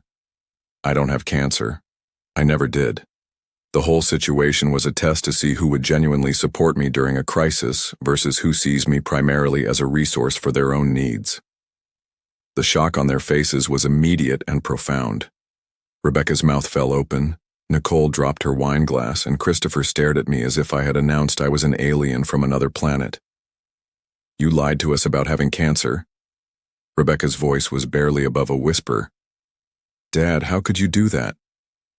I wanted to understand what our relationships were really based on, I replied, and now I know. Nicole's shock was quickly replaced by anger. That is so manipulative, Dad. Do you realize how worried we've been? How guilty we felt about not being able to help more? Have you been worried and guilty? I asked, because your actions suggested you were more concerned about protecting your own financial priorities than helping me through a medical crisis. That's not fair, Rebecca protested. We all offered what we could reasonably afford. Rebecca, you offered $2,000 to help with my cancer treatment, but you never mentioned repaying the $4,500 I gave you for school tuition. You can afford to protect your retirement savings, but you couldn't afford to help your father with medical expenses. Those are completely different situations, she said, but her voice lacked conviction. I looked at each of them in turn. Here's what else I need to tell you. 3 months ago, I won $73 million in the Powerball lottery. The second wave of shock was even more dramatic than the first. Christopher's chair actually tipped backward as he leaned away from the table. Nicole made a sound like she had been punched in the stomach. Rebecca just sat motionless, staring at me with an expression I couldn't quite read. $73 million? Nicole finally managed to say. After taxes, about $44 million. It's safely invested and managed by financial professionals. Christopher recovered first, his face lighting up with the implications. Dad, this is incredible. We're rich. We can pay off all our debts. I can finally focus on my music career full-time and… Christopher, stop. I held up my hand. We're not rich. I'm rich. And what I do with that money will be based on what I learned about each of you during my experiment. The patio fell silent except for the sound of evening birds in the neighbors' trees and the distant hum of traffic from the main road. You tested us, Rebecca said slowly. You made us think you were dying to see if we would help you. Yes, I did. And I learned that when you thought I was just your struggling father facing medical bills, you offered minimal help while protecting your own priorities. Now that you know I'm wealthy, Christopher is already planning how to spend my money. Nicole found her voice. Dad, this is so messed up. You can't test people like this and then judge them based on the results. Why not? When you needed money over the years, did you test my willingness to help? Or did you just assume I would sacrifice my financial security for your needs? The question hung in the air as each of them contemplated the dozens of times they had asked for and received financial assistance from me without questioning whether I could afford it or what it meant for my own financial stability. So, what happens now? Rebecca asked quietly. Are you cutting us out of your life because we failed your test? I'm not cutting anyone out of my life, but I am making decisions about my relationships and my money based on what I learned about your priorities and values. I explained that Elena would be joining the board of my charitable foundation, that Janet would receive assistance with her medical expenses and housing situation, and that I plan to use the majority of my winnings to help people facing genuine crises without family support. What about us? Nicole asked. What about your own children? That depends on whether you can demonstrate that you value our relationship for reasons beyond what I can give you financially. Christopher leaned forward eagerly. Dad, of course we love you for more than money. We're family. This whole test thing was unnecessary because we would always be here for you. Would you? When I thought I needed help, you disappeared for weeks. When I needed emotional support, you talked about your recording project. When I needed medical assistance, you offered less money than you spend on entertainment in a typical month. But now we know better, Christopher insisted. Now we understand how important these things are to you. Christopher, the fact that you're responding differently now that you know about the money proves my point exactly. Rebecca had been quiet during this exchange, apparently thinking through the implications of everything she had learned. Dad, I understand why you're disappointed in us. Looking back at how we responded to your crisis, I can see how it must have seemed like we didn't prioritize your needs. It didn't seem that way, Rebecca. It was that way. You're right, and I'm ashamed of that. But I hope you'll give us a chance to show that we can be better than we were during your test. Her acknowledgement of responsibility was more encouraging than Christopher's immediate focus on the money, or Nicole's defensiveness about the testing process. I'm willing to give all of you that chance, I said. But understand that my decisions about inheritance, family support, and trust funds will be based on the relationships we build going forward, not on blood relationships or past assumptions about family obligations. The dinner conversation continued for another 2 hours, with each of my children processing the revelations in their own ways. Rebecca asked thoughtful questions about my decision-making process and expressed genuine remorse about her response to my supposed crisis. Nicole alternated between anger about the deception and excitement about the family's changed circumstances. Christopher struggled to understand why I wasn't immediately sharing the wealth with family members who had always been there for me. As the evening ended and my children prepared to leave, the dynamics between us had fundamentally shifted. They now knew I had the resources to dramatically change their lives, but they also knew that access to those resources would depend on demonstrating genuine love and support, rather than calculated self-interest. Dad, Rebecca said as she hugged me goodbye, I know I have a lot to prove to you. But I want you to know that learning about your test has made me realize some things about myself that I need to change. I hope that's true, Rebecca, and I hope you change those things because you want to be a better person, not because you want access to my money." Nicole's goodbye was more tentative. "This is a lot to process, Dad. I'm still angry about the lying, but I also understand why you felt like you needed to test us." Christopher's farewell was the most telling. "Dad, I know you think I'm only interested in the money, but that's not true. I want us to have a real relationship. And maybe with your help, I can finally get my music career off the ground the right way." Even in his attempt to demonstrate genuine interest in our relationship, Christopher couldn't help but mention how my money might help his personal goals. Word about my lottery win spread through the extended family within days, despite my requests for discretion from Rebecca, Nicole, and Christopher.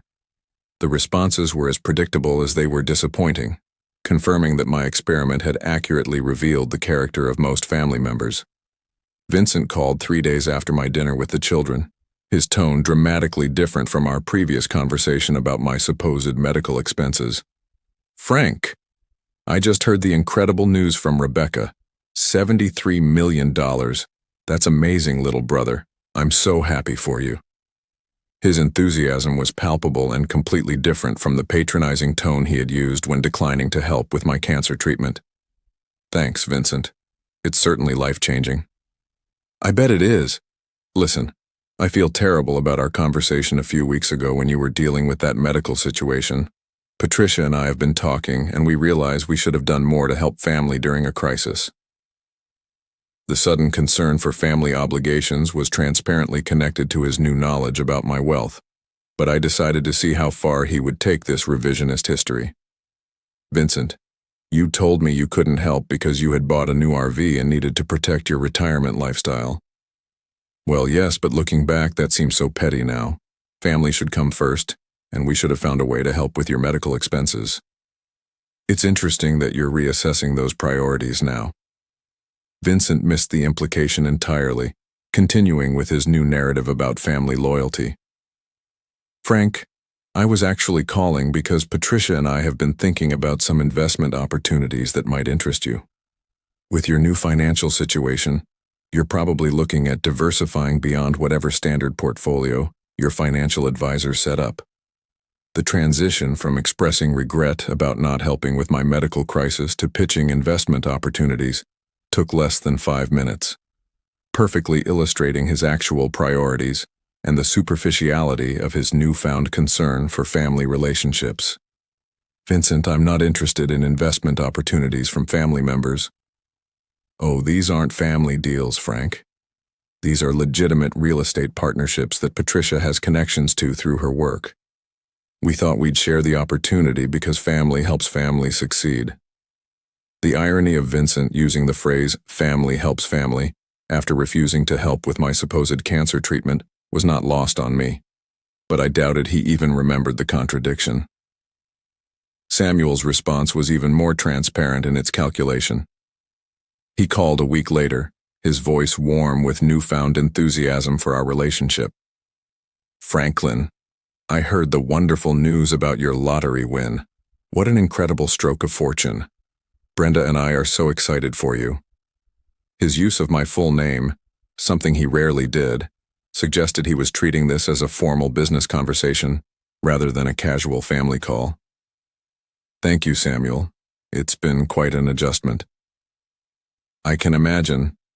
And I want you to know, Franklin, that Brenda and I feel terrible about our response when you were dealing with your medical situation. We were so focused on our own projects that we didn't give proper consideration to family needs." The sudden self-reflection from someone who had lectured me about personal responsibility and financial planning was remarkable in its transparency. "Samuel, you told me that helping with my medical expenses would be subsidizing my healthcare costs and that you weren't obligated to do that. Did I really say that? That doesn't sound like me at all. I must have been under a lot of stress with our development project deadlines." His selective amnesia about our previous conversation was breathtaking but not surprising given his new knowledge about my financial situation. "Actually, Franklin, I was calling because I think we should get together soon to discuss your financial planning strategy. With this kind of sudden wealth, it's crucial to have sophisticated tax planning and investment diversification.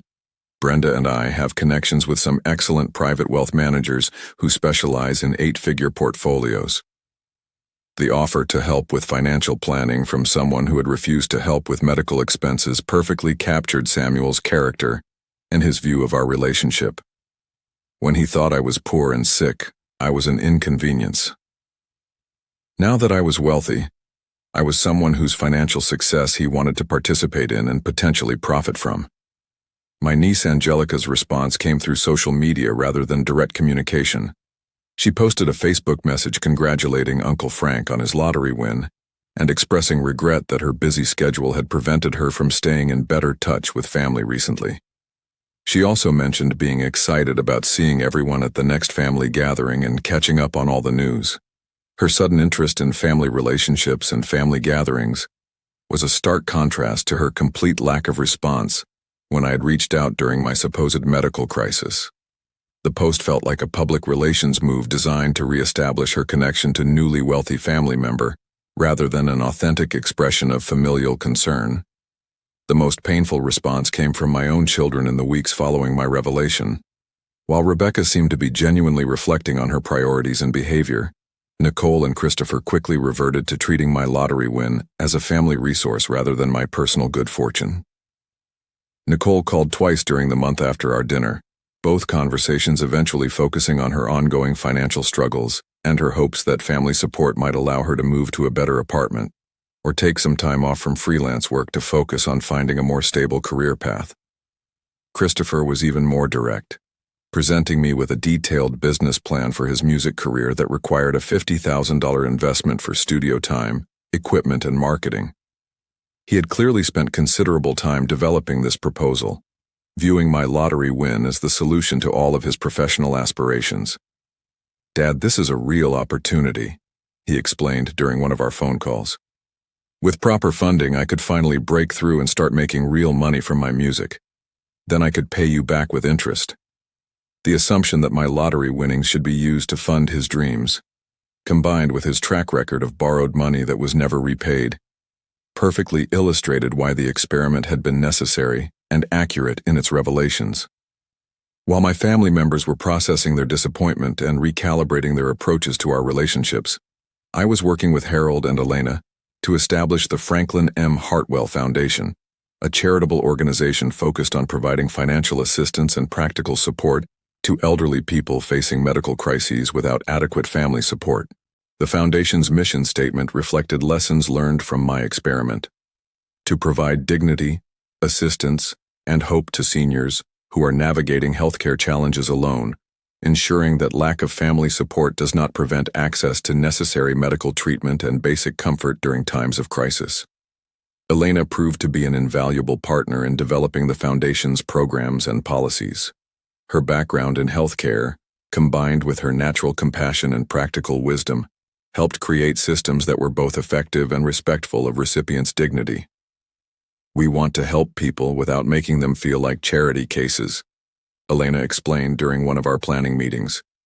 "Everyone deserves to maintain their sense of independence and self-worth, even when they need assistance." Janet also joined the Foundation's board of directors, bringing her educator's perspective and her deep understanding of community needs. Her insights about how to reach people who might be too proud to ask for help directly were invaluable in shaping our outreach programs. "The people who most need help are often the least likely to ask for it," Janet observed. "We need to find ways to identify and reach them without making them feel like they're being pitied or judged." Within 6 months, the Foundation was operating programs that provided direct financial assistance for medical expenses, transportation services for treatment appointments, home modification services for aging-in-place safety, and companionship programs that connected isolated seniors with volunteers who could provide emotional support and practical assistance. The work was deeply satisfying in ways that my maintenance job had never been. Each person we helped reinforced my belief that money should be used to solve real problems and improve lives rather than simply accumulating luxury possessions or maintaining social status. One of our first recipients was Dorothy Chen, An 81-year-old widow whose diabetes treatment had become unaffordable after her husband's death reduced her household income by 2/3. Dorothy had been rationing her insulin and skipping meals to afford her medication, a dangerous situation that had led to several emergency room visits. The foundation not only covered Dorothy's medical expenses but also connected her with a volunteer companion who helped with grocery shopping and meal preparation. Dorothy's health improved dramatically, and she became one of our most enthusiastic advocates, referring other seniors who needed assistance. "You gave me back my life," Dorothy told me during one of the foundation's first anniversary celebrations. "I thought I was going to die alone and scared, but now I have hope and friends and the medicine I need to stay healthy." Stories like Dorothy's reinforced my conviction that the lottery money was meant to be used for purposes beyond my personal comfort and security. The foundation allowed me to create lasting positive change while honoring the memory of Margaret, who had always believed in helping others whenever possible. As the first year after my lottery revelation passed, the relationships with my family members evolved in ways that revealed their true character and long-term intentions. Rebecca made the most significant effort to rebuild our relationship based on genuine connection rather than financial calculation. She visited more frequently, bringing her sons to spend weekends with their grandfather and creating opportunities for us to develop deeper emotional bonds. During one of these visits, she initiated a conversation that showed real growth and self-reflection. "Dad, I've been thinking a lot about that night when you told us about the lottery and the experiment," she said, as we watched her boys play in my backyard. "I realize that I've been treating you like a resource for most of my adult life." "What do you mean?" "I mean that when I had problems, I assumed you would solve them. When I needed money, I expected you to provide it. When I achieved something, I rarely thought about sharing the joy with you unless I needed something else." Her honesty was painful but encouraging, suggesting genuine insight rather than calculated performance. "Dad, I want you to know that I'm trying to change that pattern. I want to be someone who gives to our relationship instead of just taking from it." Rebecca's actions supported her words. She began calling regularly just to check on my well-being, remembering important dates like Margaret's birthday and the anniversary of her death, and finding ways to help me with practical matters like home maintenance and technology challenges. Most importantly, she stopped making any references to my lottery winnings or future inheritance, focusing instead on building a relationship based on mutual respect and affection. Nicole's evolution was more gradual and less consistent. She alternated between periods of genuine effort to improve our relationship and relapses into viewing my wealth as a solution to her ongoing problems. During her better periods, Nicole showed flashes of the thoughtful, creative person I remembered from her childhood. She helped design marketing materials for the foundation, using her professional skills to create compelling content that helped us reach more seniors who needed assistance. However, she continued to struggle with financial responsibility and frequently made comments that suggested she was waiting for me to offer financial support for her various challenges and aspirations. Christopher showed the least growth and the most persistent focus on accessing my lottery winnings. He continued to present business plans, investment opportunities, and creative projects that required substantial financial backing, apparently unable to understand that his approach was counterproductive. "Dad, I know you're trying to teach me some kind of lesson about money and relationships," he said during one particularly frustrating conversation. "But I'm your son, and family should help family achieve their dreams." His continued use of phrases like "family helps family," while demonstrating no interest in helping me or anyone else, revealed the superficiality of his understanding about relationships and mutual support. Eventually, I had to establish firm boundaries with Christopher, explaining that continued requests for money would result in reduced contact until he could demonstrate that he valued our relationship for reasons beyond financial benefit. The extended family members who had failed my initial test continued to reveal their true priorities through their ongoing behavior. Vincent regularly sent me investment opportunities and business proposals, apparently convinced that his expertise in electrical work qualified him to advise on multi-million-dollar financial decisions. Samuel periodically invited Brenda and me to dinner at expensive restaurants, always with the pretext of discussing family matters, but invariably steering the conversation toward his latest development projects and the investment opportunities they might represent for someone with substantial available capital. These interactions were tedious and transparent, but they served as ongoing reminders of why my experiment had been necessary and accurate in its findings. Throughout this first year of navigating my new life as a lottery winner, Elena remained my closest confidant and most trusted advisor. Her perspective on relationships, money, and family dynamics helped me process the ongoing complications of my situation while maintaining focus on positive goals and meaningful activities. "You know what I've learned from watching your family's reactions?" Elena said during one of our regular coffee meetings. "People don't change their fundamental character when circumstances change. They just reveal more clearly who they've always been." Her observation was particularly relevant as I watched my children and extended family members react to my lottery win with responses that perfectly matched their personalities and value systems. Elena also helped me understand that my disappointment with my family was grief for relationships I had imagined existed, but which had never been authentic. "You're mourning the loss of family members who were never really there in the first place," she explained. "You thought you had people who loved and supported you unconditionally, but they were actually people who loved what you could do for them." This insight helped me process my feelings of betrayal and disappointment while moving forward with realistic expectations about who could be trusted with access to my resources and emotional vulnerability. Elena's own approach to our friendship provided a constant example of how genuine relationships functioned. She never asked for anything beyond my company and conversation, never suggested ways I could use my money to benefit her, and consistently demonstrated interest in my well-being that had nothing to do with my financial situation. When I tried to give her expensive gifts or offer to pay for improvements to her apartment, she consistently declined, explaining that such gestures would change the dynamic of our friendship in ways that would make her uncomfortable. "I don't want your money, Frank," she explained when I offered to help with her car repairs. "I want your friendship. If you start solving all my problems with money, then our relationship becomes about what you can give me rather than who we are to each other." Her wisdom about maintaining appropriate boundaries helped me understand how to structure relationships with other people in my life, establishing clear distinctions between friendship, charity, and family obligations. My sister Janet's response to learning about my lottery win was perhaps the most emotionally satisfying of all my family members' reactions. She expressed genuine happiness for my good fortune, while maintaining the same unpretentious approach to our relationship that had always characterized her personality. "Franklin, I'm so happy that you never have to worry about money again," she said when I told her about the lottery win. "You've worked hard your whole life and you deserve to have financial security and peace of mind." Unlike my other family members, Janet didn't immediately begin thinking about ways the lottery win might benefit her.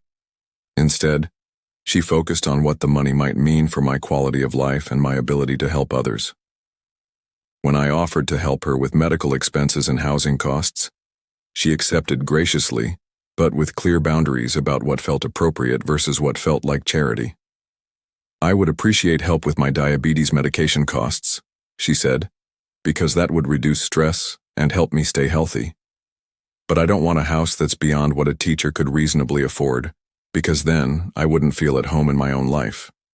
Her approach to accepting assistance was dignified and thoughtful, focused on maintaining her independence and sense of self while acknowledging that some help would genuinely improve her circumstances.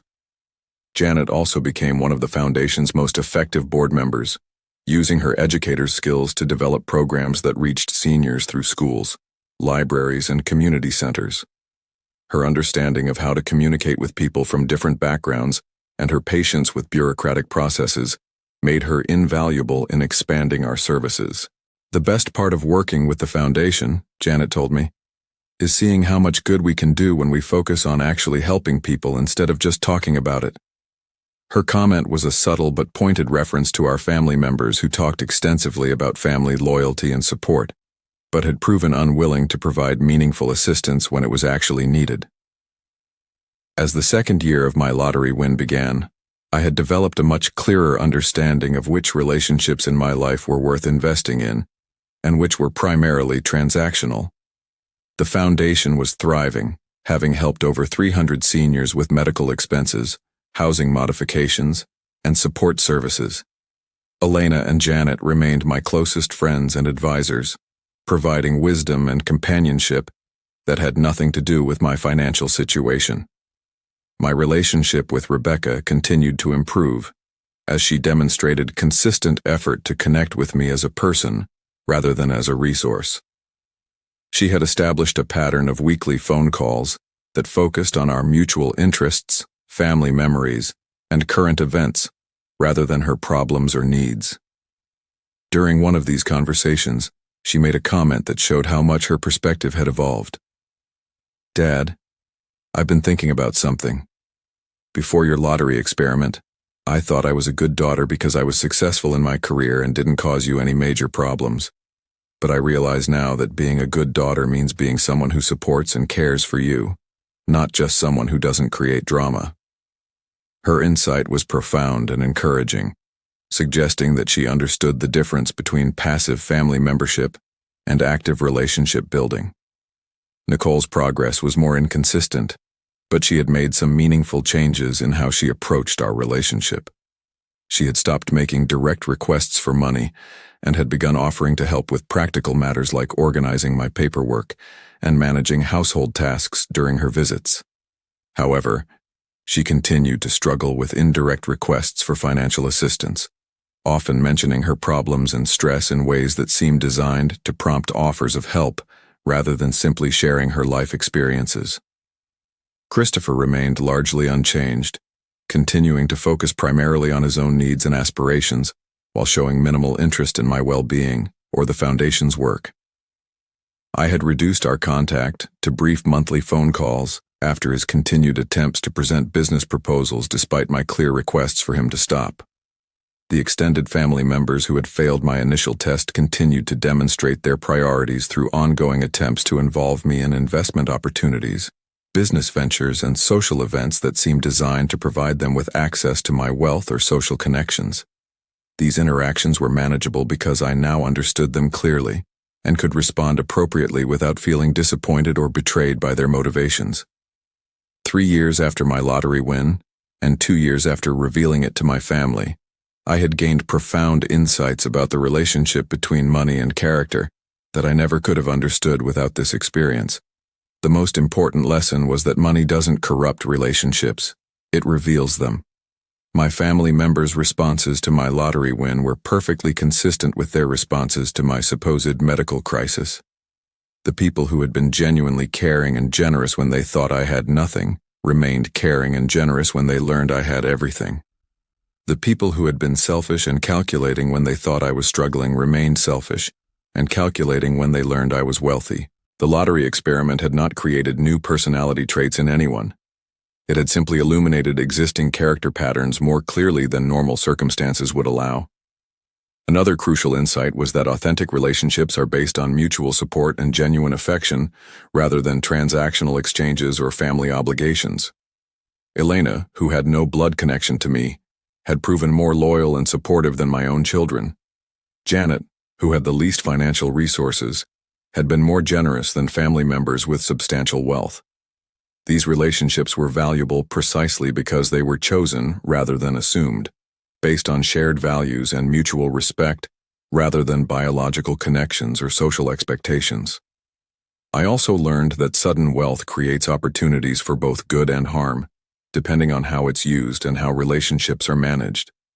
The Foundation had allowed me to create meaningful positive change in hundreds of lives while providing purpose and satisfaction that exceeded anything I had experienced in my previous career.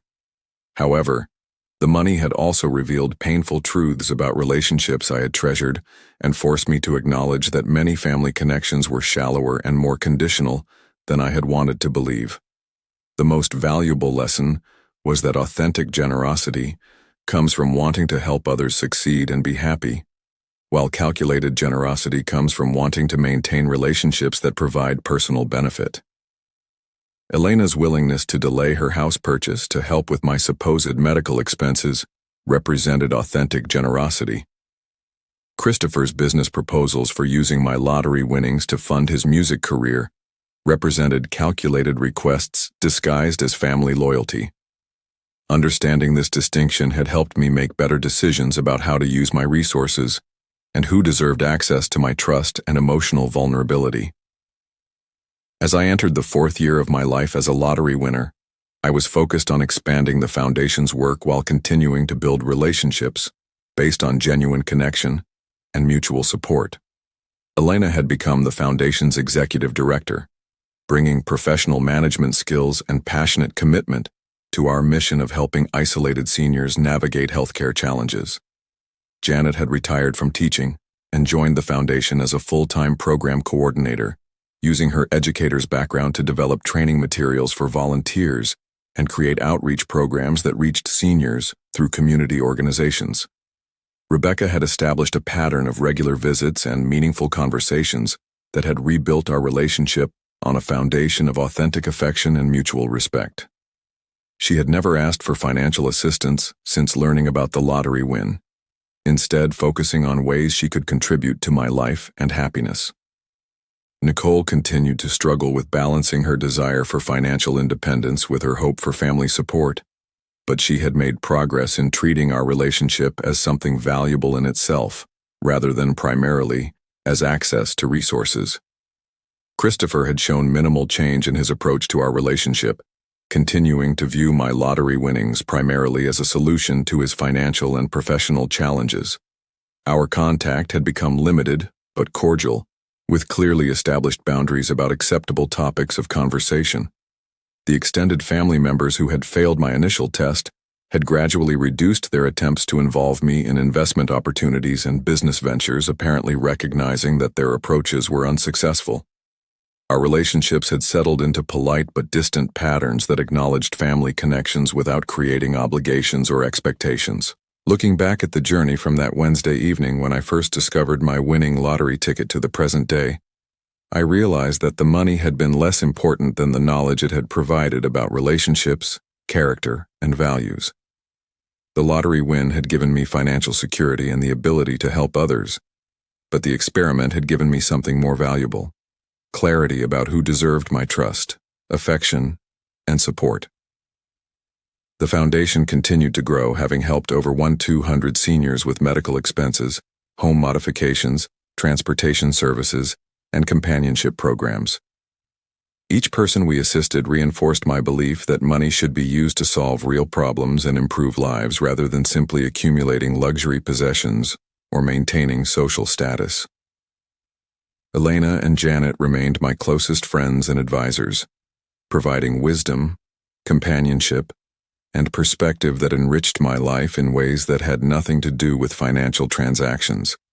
Rebecca had become the daughter I had always hoped she could be, someone who valued our relationship for its own sake while contributing positively to my life and happiness.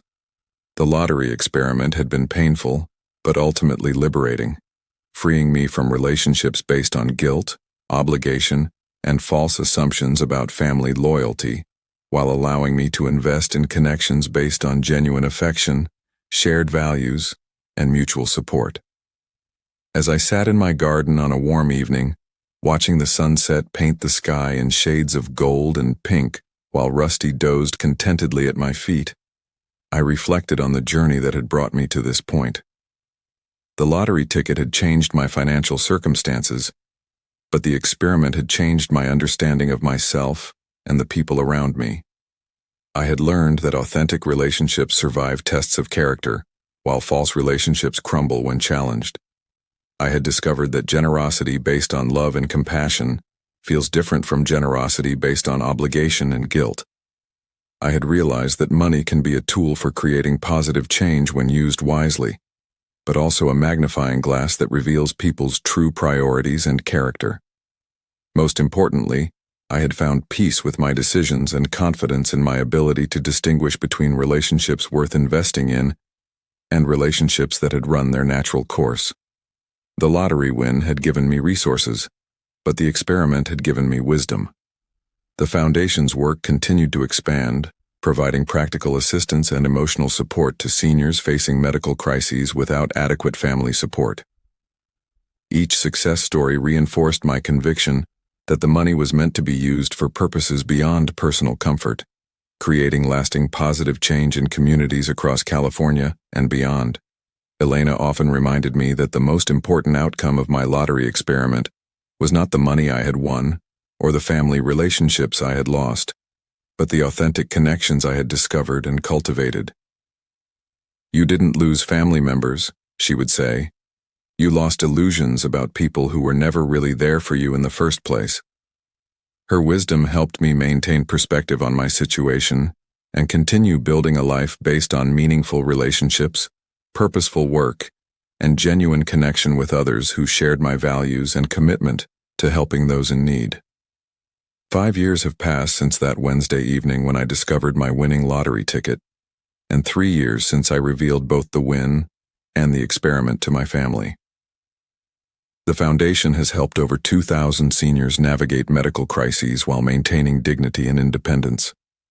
Elena, Janet, and I have built a legacy that extends far beyond financial assistance to include advocacy, education, and community building around issues affecting isolated elderly populations. My relationships with my children have stabilized into patterns that reflect their true character and priorities. Rebecca and I enjoy a close, authentic relationship based on mutual respect and genuine affection. She visits regularly with her sons, creating opportunities for meaningful connection that have nothing to do with money or inheritance expectations. Nicole has made slow but steady progress in developing a more mature approach to our relationship, occasionally offering help with practical matters and showing genuine interest in my well-being and the Foundation's work. While she continues to struggle with financial challenges, she has stopped treating my lottery win as a solution to her problems. Christopher remains largely focused on his own needs and aspirations, with minimal change in his approach to family relationships. Our contact is cordial but limited, representing a realistic acceptance of his character and priorities rather than continued disappointment or anger. The extended family members who failed my initial test have faded into peripheral roles, appearing at major family events but no longer expecting close relationships or access to my resources and decision-making. As I write this story, I am struck by how dramatically my understanding of wealth has changed since winning the lottery. Before the experiment, I thought wealth was primarily about financial security and the ability to afford whatever I might want or need. Now I understand that true wealth lies in having relationships based on authentic love and mutual support, work that provides meaning and purpose, and the knowledge that my resources are being used to create positive change in the world. The money from my lottery win will eventually run out, despite careful management and conservative spending. The relationships I have built with Elena, Janet, and Rebecca, however, will last for the rest of my life and beyond. The foundation we have created will continue helping seniors long after I am gone, providing a legacy that reflects my values and Margaret's memory. The experiment taught me that character is revealed under pressure, that authentic generosity comes from love rather than obligation, and that some relationships are worth fighting for while others are worth releasing with grace and clarity. To anyone who might find themselves in a similar situation, whether through lottery wins, inheritances, or other sudden changes in financial circumstances, I would offer this advice. Take time to understand who people really are before making decisions about how to share your good fortune. Test relationships gently but thoroughly, and trust the results even when they are disappointing. Surround yourself with people who valued you before they knew about your wealth, and be cautious of those whose interest in you increases dramatically after your circumstances improve. Use your resources to create positive change rather than simply accumulating luxury possessions, and remember that money should serve your values rather than replacing them. Most importantly, understand that winning the lottery or receiving any sudden wealth is not the end of your story. It's the beginning of a new chapter that you get to write based on the lessons you have learned and the relationships you choose to cultivate. The 6 numbers that changed my life were not the lottery numbers that made me wealthy. They were the insights that made me wise. Authentic relationships survive tests of character, generosity based on love, feels different from generosity based on obligation. Money reveals character rather than creating it. Some family members are worth investing in while others are worth releasing. Meaningful work provides satisfaction that money cannot buy, and true wealth is measured by the positive impact you have on others, rather than the amount of money in your bank account. Today, as I sit in the garden Margaret and I planted together watching Elena and Janet laugh over coffee while discussing our latest foundation project, I am grateful for the lottery ticket that brought financial security, but even more grateful for the experiment that brought clarity, wisdom, and authentic relationships that will last for the rest of my life. The greatest prize I won was not $73 million, it was the knowledge of who truly cared about Franklin Hartwell the person versus who cared about Franklin Hartwell the lottery winner. That knowledge has proven more valuable than any amount of money could ever be. Have you ever faced a situation where sudden changes in your circumstances revealed the true nature of your relationships? What lessons did you learn about the people in your life when the stakes changed?